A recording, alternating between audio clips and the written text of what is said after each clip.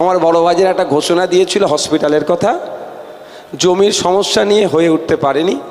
তবে আমি কথা দিয়েছি, আপনাকে একটা কথা দিয়ে দিতে পারি, সৃষ্টিকর্তা যদি আমাকে প্রাণে বাঁচিয়ে রাখে, ভাঙড়কে বড় ভাইজানের স্বপ্ন আমি পূরণ করব দায়িত্ব নিয়ে, এটা বলে যাচ্ছে।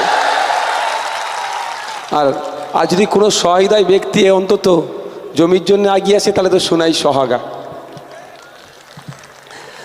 আসা যাক পোলেরহাট 2 নম্বর অঞ্চল। বিধায়ক তহবিল থেকে মোট খরচ করছি ওখানে আমি 11,04,581 টাকা। আর বিধায়কের আমার নিজের উদ্যোগে যেটা খরচ করছি 14,34,000 টাকা।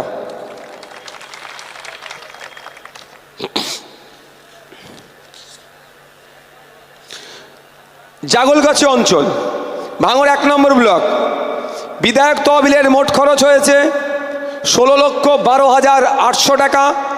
আর আমি আমার উদ্যোগে খরচ করছি ওখানে 22,94,800 টাকা। জাগলগাছি নেতারাই বেশি হই হই করে না এটা নিয়ে। ওখানে 16, 22, 38 প্রায় 39 লক্ষ টাকার কাজ হয়েছে। আব্দুল সেলিম, তোমরা বেশি কাজ করিয়েছো, আব্দুল মান্নান ভাই, ইমরান ভাইরা। ভোগালী 1 নম্বর অঞ্চল।